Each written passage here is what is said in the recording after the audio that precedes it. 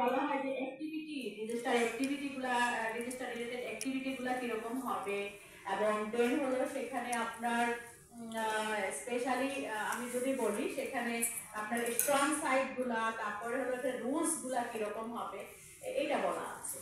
আর disaster management যে policy যেটা 2015 সালে, এখানে মূলত যে জায়গাটা বলা আছে সেটা হলো অ্যাকাউন্টেবিলিটির কথা, গুড গভর্নেন্সের কথা, এবং কিভাবে আসলে আমরা যেটা আমরা অনেকেই জানি যে এখানে গুড এনাফ গাইড আছে, কোড অফ কন্ডাক্ট আছে, এই কথাগুলো এখানে এই নীতিমালাতে বলা আছে।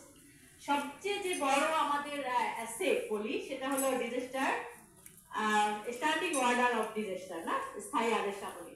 তো এটা 1997 সালে ফার্স্ট ডেভেলপ হয়েছে, দেন তারপরে এটাকে রিভাইজ হয়েছে আমাদের এই কনটেক্সটের উপর ভিত্তি করে 2012 সালে এবং 2019 সালে লাস্ট রিভিশন হয়েছে।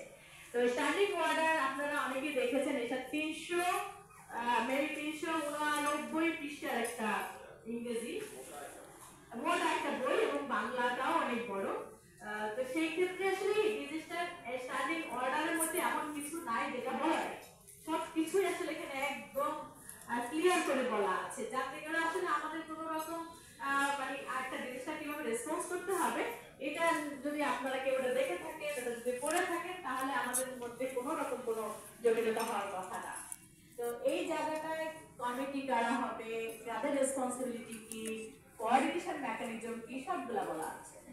দেন আমরা বলি যে ডিসপ্লেসমেন্ট ম্যানেজমেন্ট যে একটা কৌশলপত্র, এটা 2022 থেকে 2000 একটা লং টার্ম 20 বছরের একটা কৌশলপত্র বা কর্ম পরিকল্পনা করা হয়েছে যে ডিসপ্লেসমেন্ট ম্যানেজমেন্টটা কিরকম হবে।